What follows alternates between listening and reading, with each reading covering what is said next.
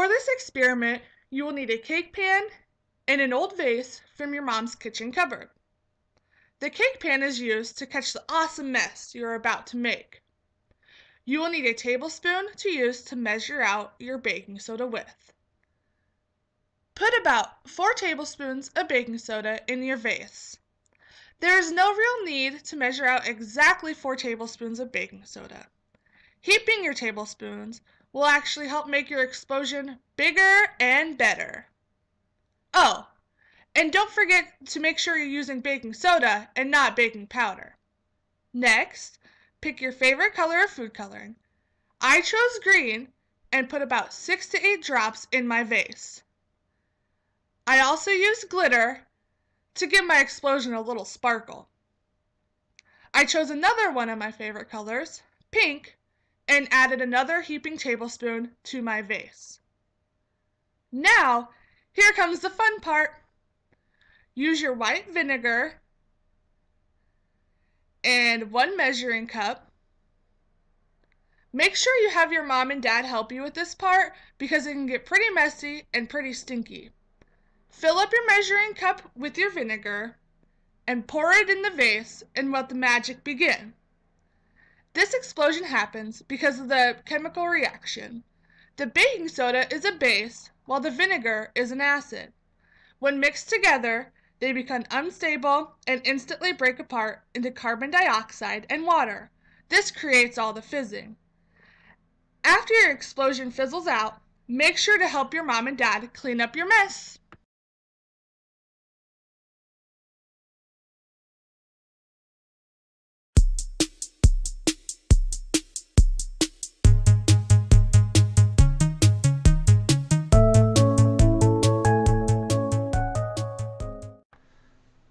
For this experiment, you will need to place your mason jar on a flat surface, like your kitchen table or your counter. Next, take your soda and pour it into your jar, up to about where my finger is at, 3/4 of the way. Then, take your box of raisins, open them, and pour about 6 to 8 into your soda. Now, let me explain how and why the raisins are dancing. The raisins are more dense than the soda, so at first they sink to the bottom of the jar. The soda releases the carbon dioxide bubbles. When these bubbles stick to the raisins, they lift because of the increase in buoyancy. When the raisins reach the surface, the bubbles pop and the carbon dioxide escapes into the air.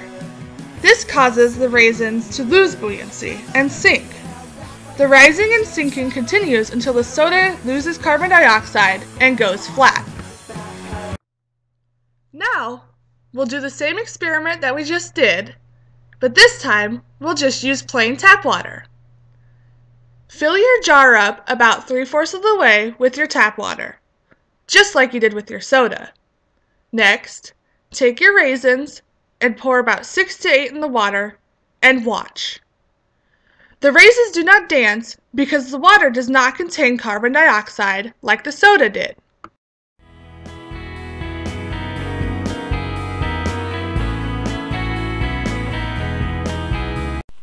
इस प्रयोग में हम एक chemical light का निर्माण करेंगे। इसके लिए हमको एक विशेष प्रकार की लाइट स्टिक चाहिए। ये लाइट स्टिक जो माउंटेनर होते हैं, पर्वतारोही, वो इस्तेमाल करते हैं। अब इसके जो प्लास्टिक का जो वायल है, इसको आप ऊपर से काटिए। इसके अंदर एक तरल होगा और उस तरल को आप एक टेस्ट ट्यूब के अंदर उस लिक्विड को आप निकाल दीजिए और ये हाइड्रोजन परऑक्साइड होगी। इस ट्यूब के अंदर एक कांच की ट्यूब भी होगी जिसमें गुलाबी रंग का एक तरल है और इसको कहते हैं ल्यूमिनॉल, और यही है जो ग्लो होता है, एकदम चमकता है। अब इस कांच की नली को आप अच्छी तरह से तोड़िए और इस गुलाबी ल्यूमिनॉल को दूसरी टेस्ट ट्यूब के अंदर निकाल दीजिए। तो गुलाबी वाला तरल ल्यूमिनॉल है और सफ़ेद वाला तरल हाइड्रोजन परऑक्साइड है।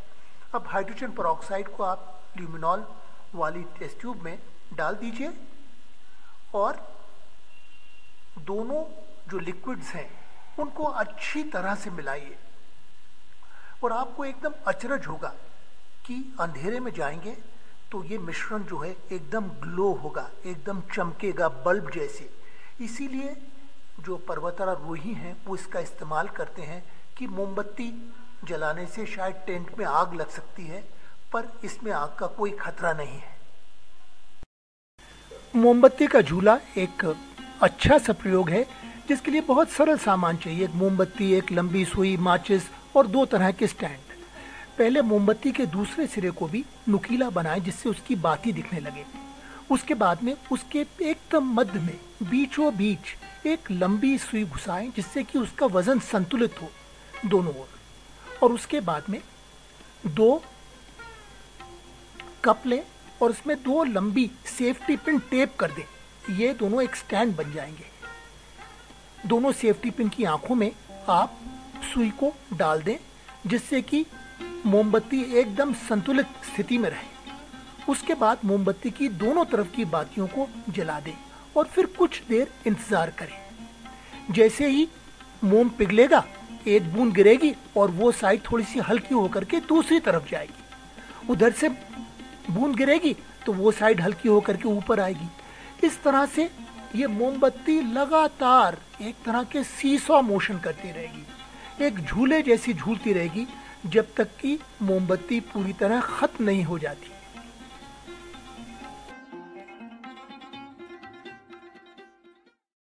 इस डायनामिक वेव मॉडल को बनाने के लिए आपको 2 पुरानी सीडी, कुछ स्क्यूअर या झाड़ू की सीकें और कुछ मोती लगेंगे।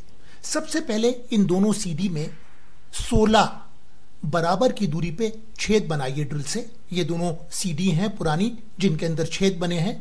और फिर उनके अंदर ये बांस के स्क्यूअर या साइकिल स्पोक, नहीं हो तो झाड़ू की सीकें लगाइए। उसके बाद में बिल्कुल थोड़े टाइटली फिटिंग प्लास्टिक के मोती इन सीकों के अंदर एक एक डालिए और ऊपर से दूसरा सीडी लगा करके एक तरह का जाल बन जाएगा, केज बन जाएगा, सिलिंड्रिकल केज। ये इसका निचला हिस्सा है। उसके बाद में फिल्म रील की डिब्बी के 2 ढक्कन लीजिए, बीच में एक छेद कीजिए, रबर का गोंद लगाइए दोनों सीडी के बीच के अंदर और इन ढक्कनों को चिपका दीजिए। ये बुश या बेयरिंग बनेंगे जिस पे ये केज घूमेगा।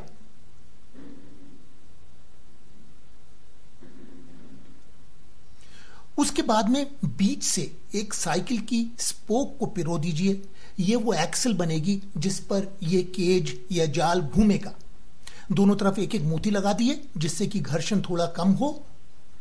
और उसके बाद में मोतियों को थोड़ा सा इधर उधर करके फेस करके एक देखिए साइन कर्व जैसा बना दीजिए। अब इसको आप घुमाएंगे खड़ा करके तो आपको एक बहुत ही सुंदर सी साइन वेव की तरंग दिखाई देगी। इसको दोबारा देखिए, बहुत ही खूबसूरत लगेगी ये वेव। आप चाहें तो इस पूरे केज को चिकने फर्श के ऊपर चला सकते हैं और आपको तरंग लहराती हुई दिखाई देगी।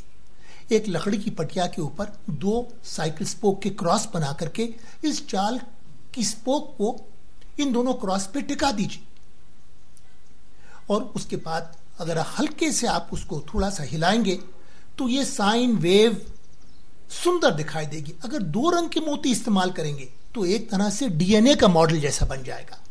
इस सुंदर से मॉडल को आप जरा गौर से देखिए, कितना सस्ता, सरल और सुंदर डायनामिक ये टीचिंग एड है।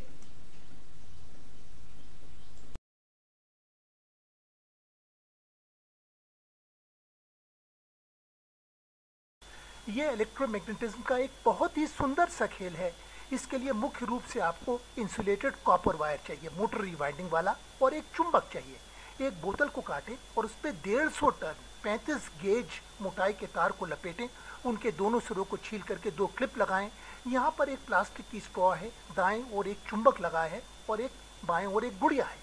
उसके बाद में एक लंबी सुई से आर पार छेद करके आप इस स्ट्रॉ को बिल्कुल संतुलित तरह से खड़ा कर दें। दोनों तरफ उसका भार लगभग समान जैसा हो। उसके बाद में एक क्लिप को बैटरी के आधार पे एक तरह से चिपका दें और दूसरे क्लिप से स्विच को ऑन करें और ऑफ करें, ऑन करें, ऑफ करें। और जब इस कॉइल के अंदर करंट बहेगा तो वो एक विद्युत चुंबक बन जाएगा और वो काले चुंबक को अपनी ओर आकर्षित करेगा। इससे स्ट्रॉ का निचला हिस्सा आकर्षित होगा और गुड़िया बाएं से दाएं, दाएं से बाएं इस तरह से झूलती रहेगी, एक तरह का नाच करती रहेगी। और ये बहुत ही एक मज़ेदार सा खेल है। और इस चित्र के अंदर आप देख सकते हैं कि कुछ बच्चियां इस खिलौने से बहुत मज़े में खेल रही हैं।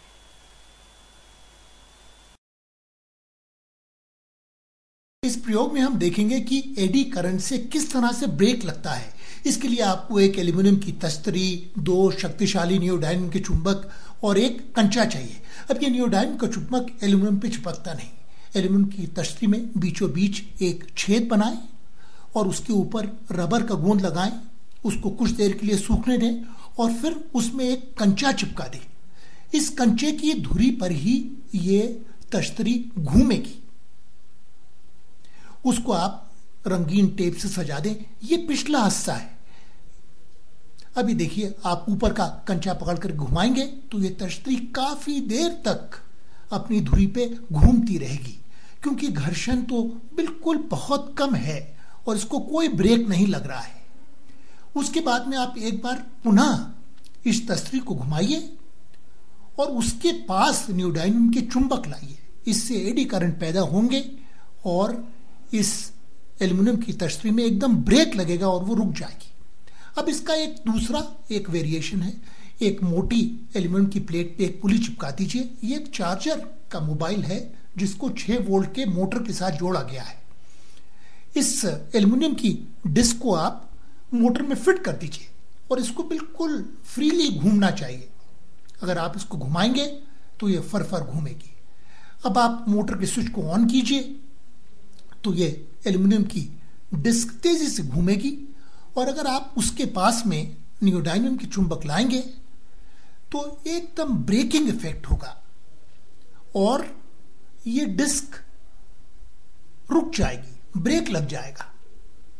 ये एक बहुत ही सुंदर सा प्रयोग है जिसको आप आसानी से कर सकते हैं।